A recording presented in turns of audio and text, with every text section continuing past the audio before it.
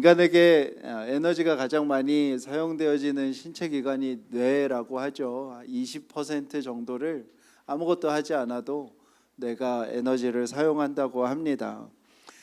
뇌가 원체 에너지를 많이 사용하기 때문에 사람의 뇌는 주로 회피를 많이 한다고 해요. 그래서 생각을 길게 하고 생각을 오래 하는 것을 뇌에서 싫어한다고 합니다. 그래서 어떤 사안이나 어떤 문제들에 대해서도 오래 관찰하거나 질문하거나 고민하는 것을 뇌가 거부를 하고 회피를 한다고 그래요. 나태주라는 유명한 시인이 유명한 풀꽃이라는 시에서 이렇게 얘기하죠. 자세히 보아야 예쁘다, 오래 보아야 사랑스럽다, 너도 그렇다 하는데요. 시인이 이렇게 이야기하는 것은 누구도 오래 보려 하지 않기 때문이죠. 누구도 자세히 보려 하지 않기 때문에 그 안에 담긴 어떤 예쁨과 아름다움을 사람들이 잘 발견하지 못하기 때문입니다. 우리도 그렇죠. 우리도 다른 사람을 자세히 보려고 하지 않습니다. 또 오래 살펴보려고도 하지 않죠. 그렇기에 그 사람 안에 담긴 아름다움과 사랑스러움을 알지 못하면서 우리가 살아가는 것이기도 합니다. 우리가 지난주에 그 지붕을 뜯을 때 개역개정에서 그거를 기와라고 번역을 했다고 하잖아요. 이게 인간이 가진 구조상 그렇게 됩니다. 우리는 정보가 너무 많이 들어오는데 그 정보를 이미 우리 안에 가지고 있는 해석의 틀로 끊임없이 받아들여요.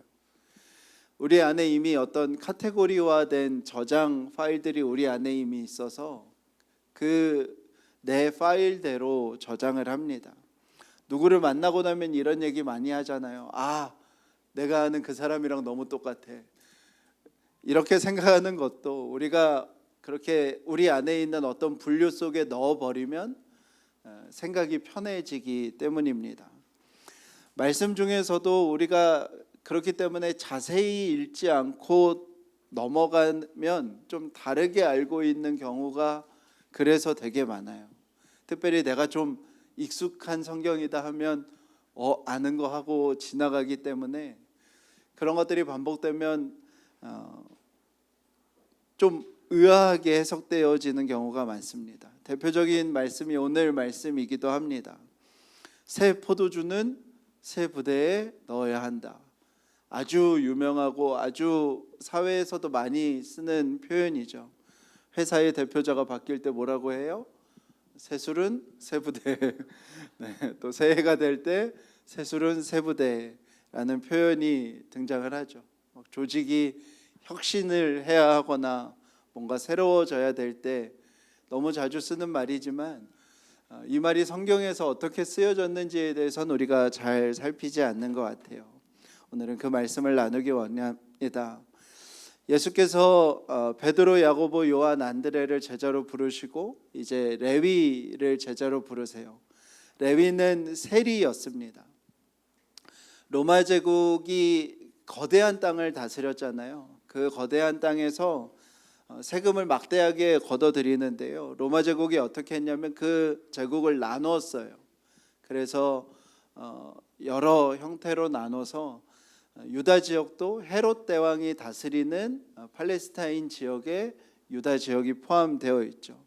그리고 그 영역에서 세금을 걷는 일을 그 맡겨진 사람들한테 위임을 합니다. 하청을 주는 거죠. 그래서 조세 청부제라고 하는데요. 그러면 하청을 받은 사람이 또 하청을 줘요.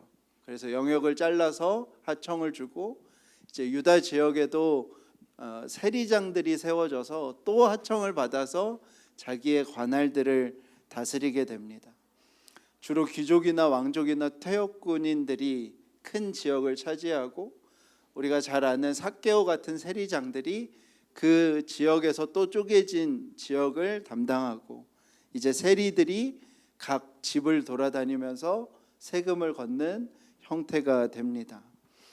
우리나라도 그렇지만 세금이 로마 제국이 한 20에서 30% 정도가 정해져 있었는데 우리나라도 좋은 왕이 세워졌을 때는 왜 좋은 왕이냐면 수확물을 기준으로 20% 30%를 할 땐 좋은 왕이고요. 나쁜 왕은 어떤 왕이냐면 무조건 할당량이 있게 되는 것이죠. 로마에서도 마찬가지였습니다. 그렇기 때문에 세리들은 언제나 거기에서 남겨 먹어야 되고 세리장도 남겨 먹어야 되기 때문에 수확량의 20% 30%를 걷는 게 아니라 일반적으로는 어떤 금액을 정해두고 그것을 수확하는 일을 세리들이 했습니다. 그래서 세리들은 미움을 받을 수밖에 없었죠. 매일 집에 찾아와서 자기의 할당량을 가져가는 사람들이었습니다. 그래서 사람들은 세리들을 부정한 자들이라고 불렀어요. 왜냐하면 레위기 6장의 말씀에 이런 말씀이 있거든요. 주보에 있는데요. 제가 읽어보겠습니다. 2절에서 5절. 누구든지 나 주에게 성실하지 못하여 죄를 지으면 담보물을 속이거나 도둑질을 하거나 이웃의 것을 강제로 빼앗거나 거짓 증언을 하거나 사람이 하면 죄가 되는 일 가운데서 어느 하나라도 하면 자기가 강도질을 하여 훔친 물건이든 강제로 빼앗아 가진 물건이든 거짓으로 증언하면서까지 자기의 것이라고 우긴 물건이든 모두 물어내야 한다. 물어내는 물건 값의 5분의 1에 해당하는 값을 보태어 본래의 임자에게 갚되 속건 제물을 바치는 날로 갚아야 한다. 사람들이 세리가 하는 일이 부정한 일이라고 말했어요. 그리고 바리새인과 서기관들은 세리가 바로 이 레위기의 말씀을 어기고 있다고 이야기했습니다. 그러니까 세리는 속여서 일하고 거짓을 말하고 억압하여 빼앗는 사람들, 그런 돈, 율법을 어긴 돈, 부정한 돈이라고 사람들이 말했어요. 그런데 예수님이 누구를 제자로 부르신 거예요? 그 세리 레위를 제자로 부르신 거예요. 그리고 사람들이 진짜 화가 난 건 레위가 이제 아마 은퇴 식사를 했나 봐요. 이제 자기가 예수님을 따르기로 모든 것을 버리고 결심을 했는데 동료 세리들을 잔뜩 불러다가 집에서 예수님과 마지막 식사 잔치를 했나 봐요.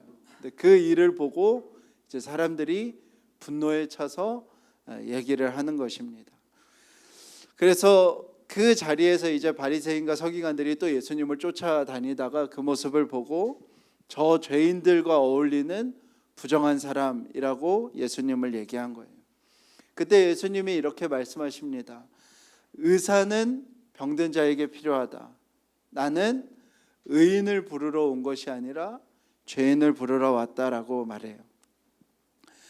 예수님이 이것을 바리새인과 서기관들이 하는 얘기 속에서 세리 레위를 부르신 자기의 변증으로 하신 것이기도 하지만 바리새인과 서기관들에게 묻는 질문이기도 합니다. 너희들은 이 세리와 다른가?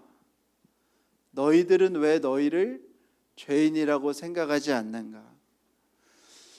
이스라엘은 로마로부터 자치권을 부여받거든요. 근데 그 자치권의 핵심이 뭐냐면 11조와 성전세를 내는 거였어요.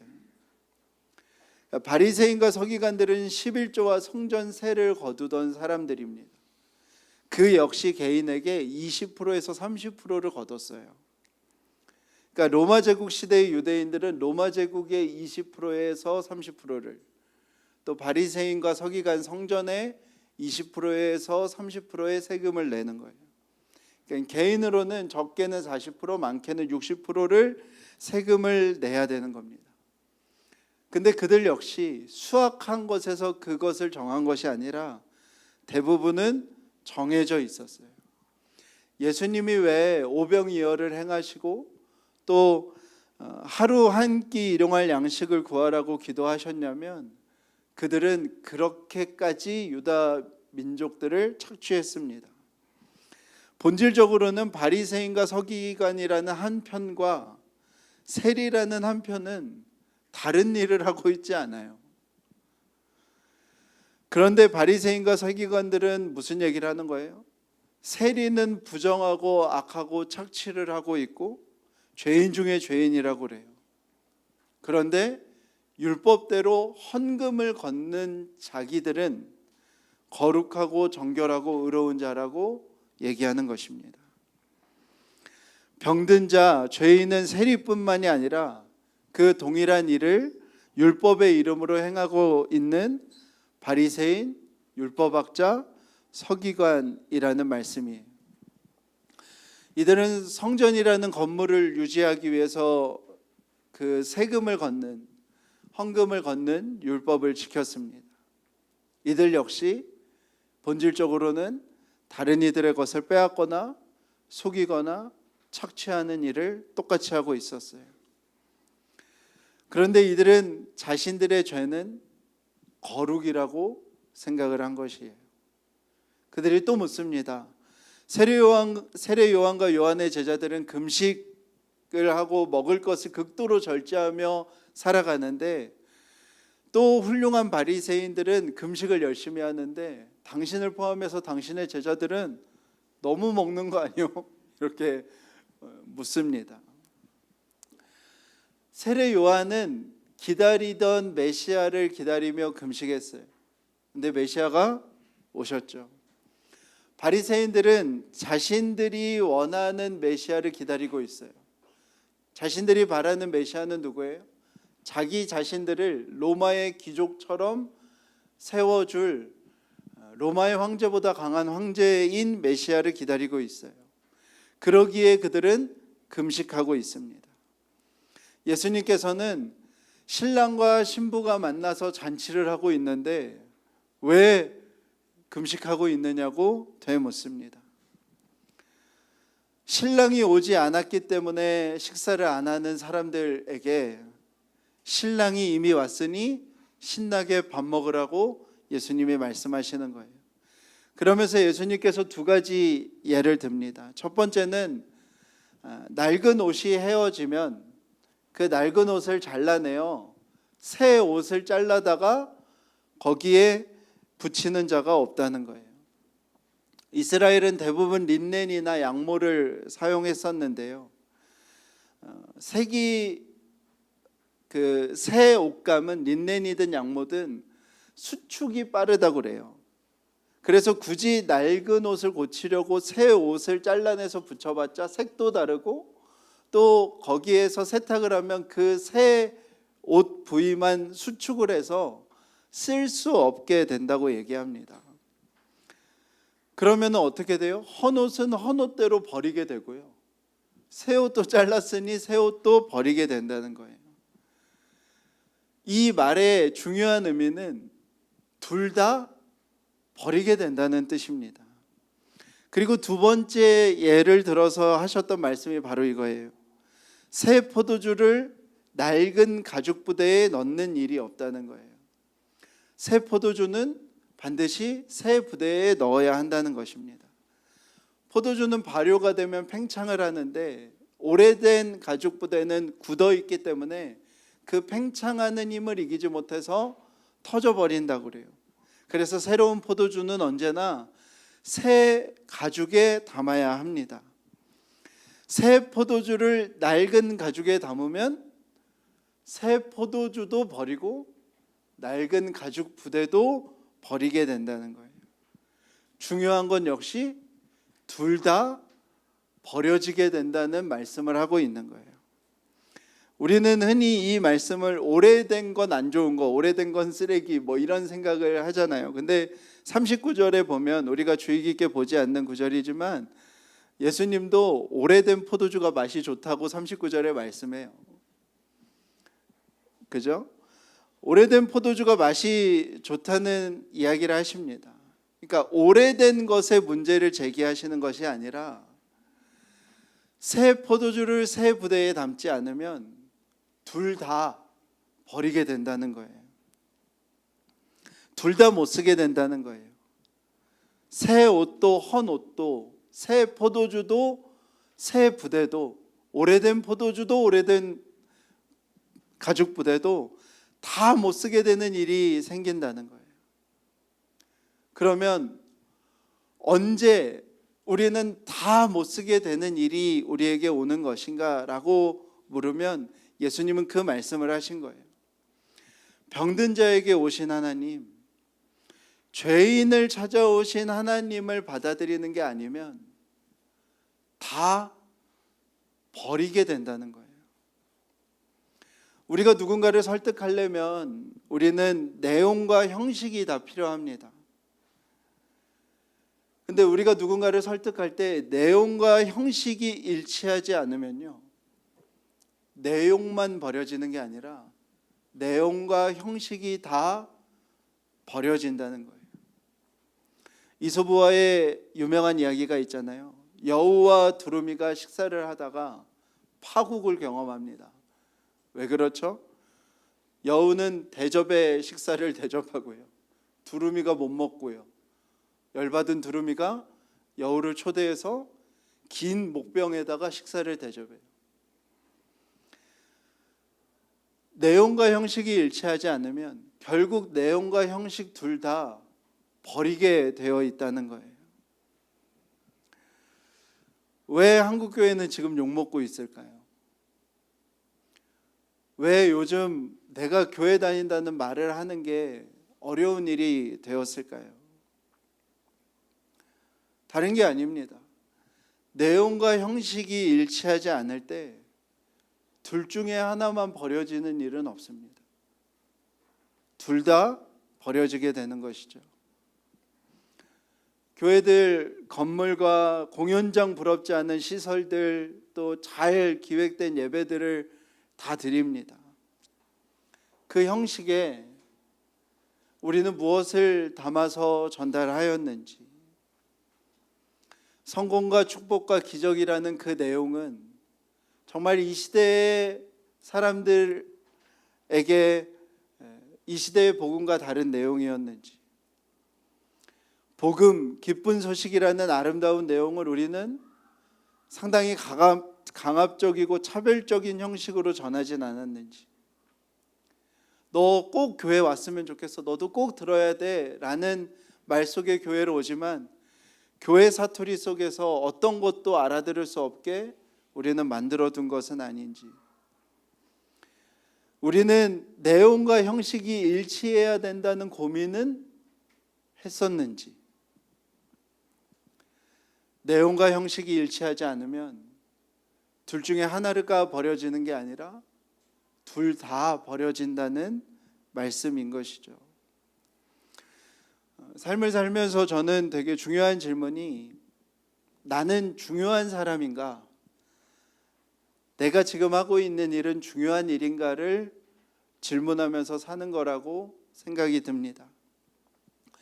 저도 큰 교회에 있었고 또 저에게도 역시 이 세상의 믿음을 따라 살아가는 모습이 익숙하기 때문에 개척을 하고 작은 교회를 담임하고 또 우리 교회 지하에 있는 이 냄새들과 이 습함과 살짝 곰팡이 냄새들, 이런 것들을 이제 매일 마주할 때마다 뭐가 그렇게 힘들었지라고 생각하면 늘 한 가지인 것 같아요. 내가 그렇게 중요한 사람 같지 않고 내가 그렇게 중요한 일을 하고 있는 것 같지 않는 마음이 들 때였던 것 같아요.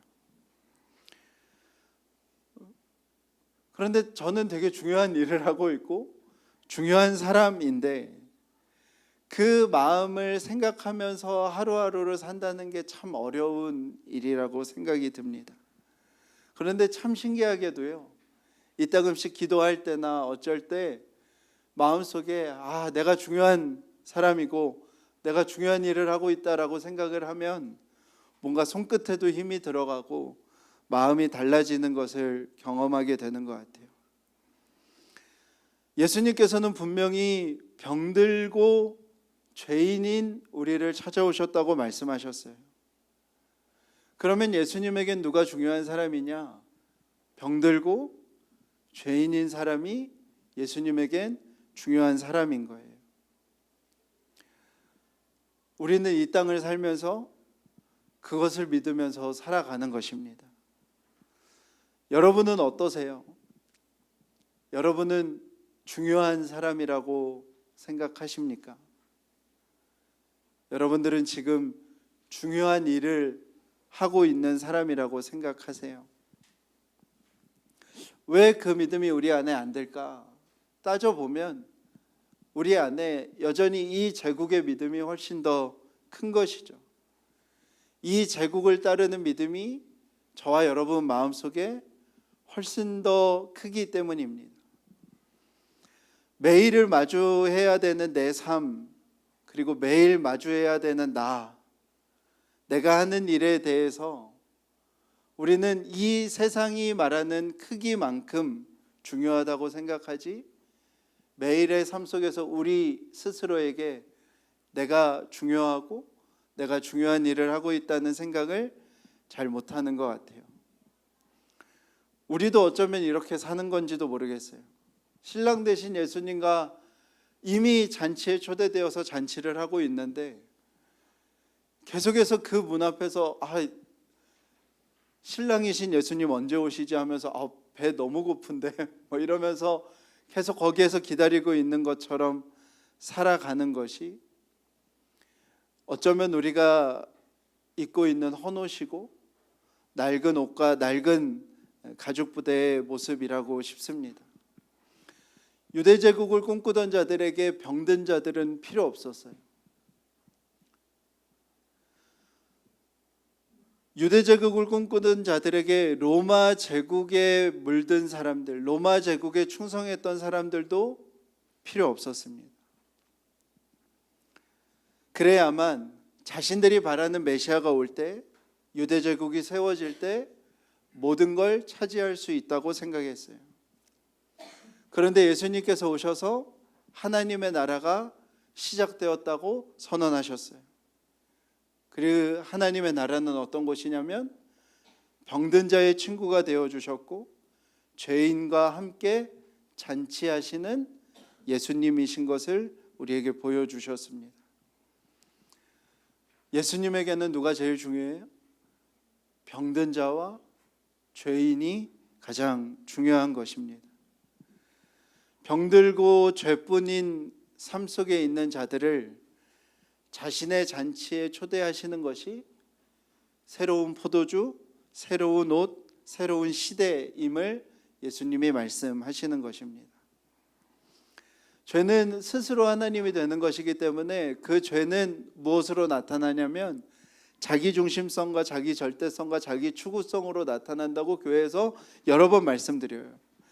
그러면은 그 죄가 말하는 자기 중심성과 오늘 말씀드리는 나를 중요한 사람으로 여기고 사는 것은 무엇일까요? 여러분, 우리의 믿음의 내용은 무엇이죠? 죄인인 우리를, 병든 우리에게 예수님이 찾아오셨다는 거예요. 그러면 우리의 믿음의 형식은 무엇이죠? 죄인인 사람, 병든 사람을 예수님께서 나를 찾아오신 그 헤아림으로 바라보는 것입니다. 여러분, 우리가 예수님을 마음에 모시고 살아가는 그 삶은 우리에게 새로운 내용과 새로운 형식이 생겼다는 말이에요. 그것이 무엇이냐면 병들고 죄인인 우리를 예수님이 찾아오셨고 그 예수님으로 인해 우리도 병들고 죄인된 다른 사람이 다르게 보이게 되는 것입니다. 우리 한번 옆에 분을 보시겠어요? 한번 눈을 마주쳐 보세요. 제가 오늘은 되게 예언적인 설교로 뒤에를 마무리하려고 합니다. 옆에 분을 한번 보시면 제가 틀림없는 사실을 말씀해 드릴게요. 옆에 분은 죄인이시고요. 틀림없이 어딘가 병들어 있습니다. 네. 네. 틀림없이 진리를 한 가지 더 말씀드리면 예수님께서 그가 죄인이기에 병들었기에 그를 찾아오셨습니다. 여러분, 누군가를 오래 관찰해 보십시오. 자세히 보십시오. 틀림없는 한 가지 사실을 알게 될 것인데 그가 죄인이고 그가 병들었다는 사실을 알게 될 것입니다. 이제 막 결혼을 하실 분도 계시고 결혼한 이들도 있는데 결혼을 하고 나면 분명한 한 가지를 깨닫게 될 것인데 그 그 좋아 보였던 그 사람이 죄인이고 틀림없이 어딘가 병들어 있다는 사실을 알게 될 것입니다. 우리가 배워왔던 칭의와 성화가 있죠. 우리가 칭의가 다 되면 성화가 되는 것처럼 오해도 했고, 성화가 덜 되면 마치 칭의가 취소되는 것처럼 오해도 해왔어요. 왜 이런 혼란이 생기냐면 우리 안에 있는 이 본성적인 문제가 잘 해결이 안 되는 것을 신앙생활하면서 계속 경험합니다. 여러분들 다 어떤 각각의 종목과 양상은 다 다르겠지만 다 습관적인 죄가 있습니다. 그리고 모두에게 그 감정을 해소하는 길 같은 게 있어요.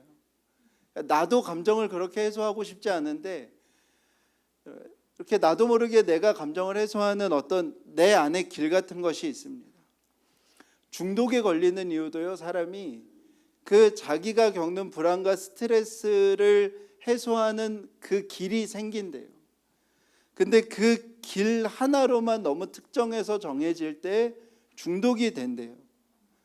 그러니까 불안과 스트레스가 오면 나는 그 길을 통해서만 그 불안과 스트레스를 해소하게 되는 것이 중독이라는 거예요. 그런데 이 땅을 살아가는 사람들이 다 경중의 문제이지 다 중독의 증세들이 다 있습니다. 어떤 불안과 스트레스의 상황이 찾아오면 내가 그 불안과 스트레스 해소하는 나의 길이 생겨버렸기 때문이에요. 우리 안에 어떤 이유를 알 수 없는 시샘과 질투들도 많고요. 정말 이유를 알 수 없는 너무너무 소중한 사람인데 갑자기 어느 날 그냥 다 두고 혼자 떠나고 싶다 이런 마음이 드는 게 사람이고요. 그것이 무엇이냐면 사람이라는 존재가 존재적으로 너무 취약해요.